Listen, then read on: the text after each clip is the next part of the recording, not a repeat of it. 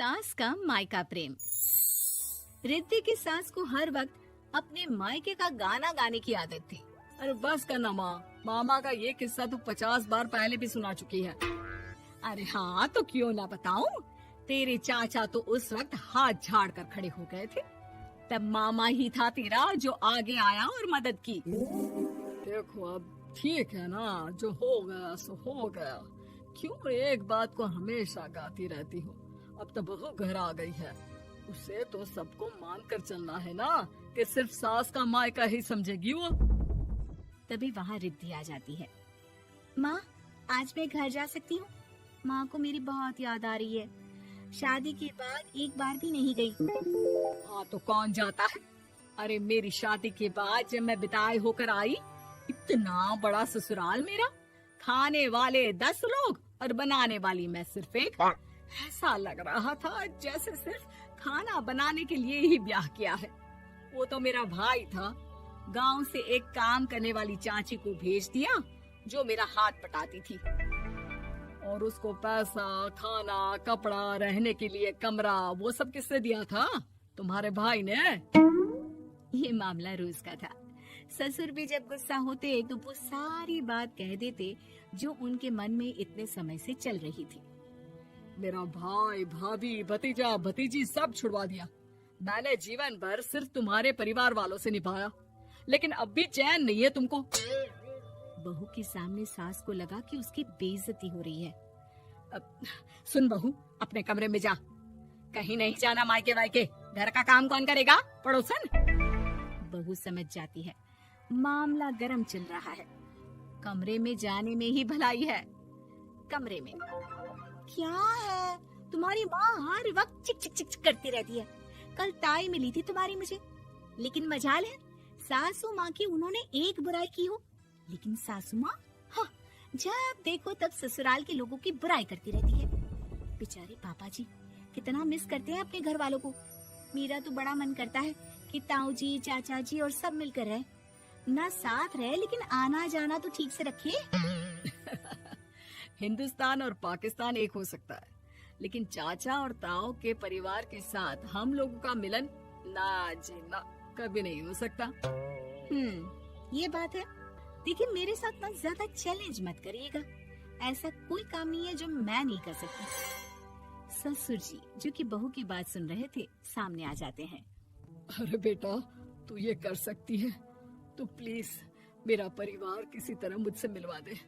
सारी जवानी तो मैंने किसी तरह काट ली, लेकिन जीवन के इस पड़ाव पर बहुत याद आती है मेरे परिवार की।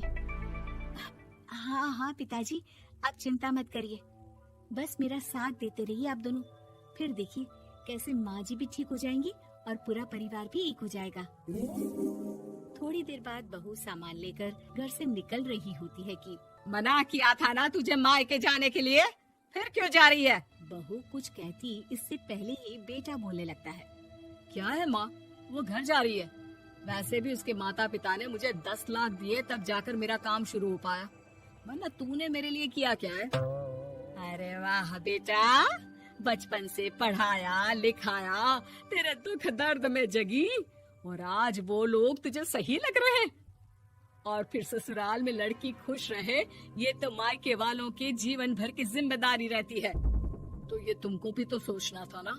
ताऊ जी ने पापा को पढ़ाया लिखाया, जब तुम नहीं आई थी तो पापा के लिए ताई जी ने पापा की माँ की तरह देखभाल की।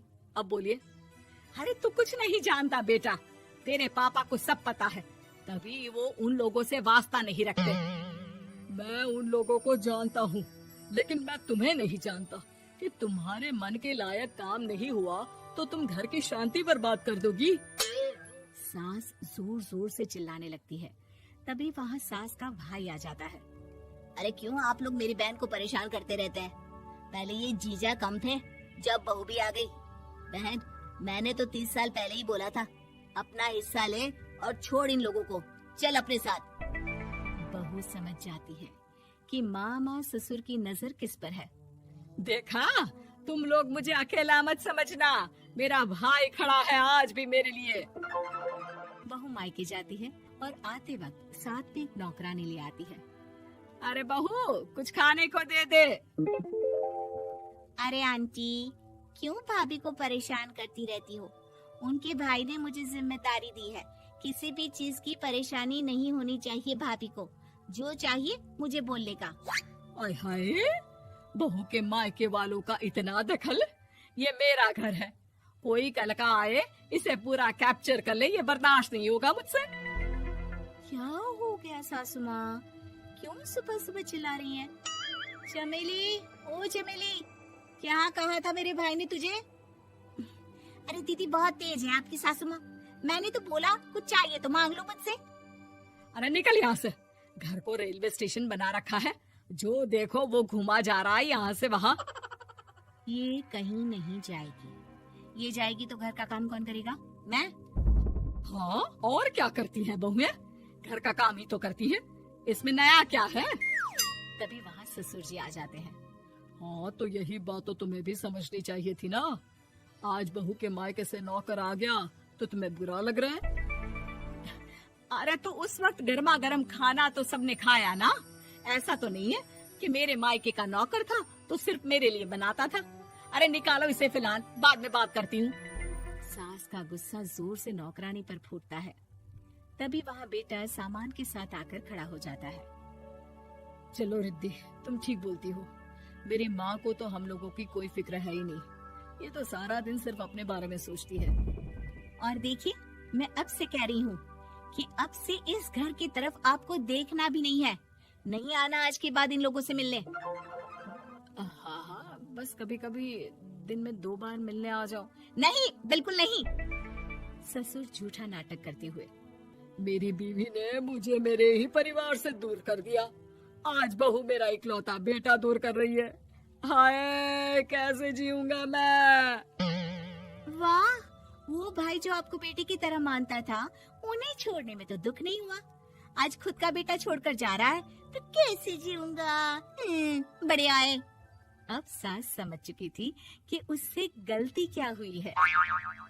मुझे माफ कर दे बहू, अब मेरी समझ में आ गया कि अपनों से दूर कर बीवियां पति का भला नहीं बल्कि उन्हें जीवन में अकेला कर रही है। मुझे माफ कर दे, मैं अब सबसे माफी मांग लूंगी। ससुर जी दूर से बहू को थम्स अप दिखाते हैं।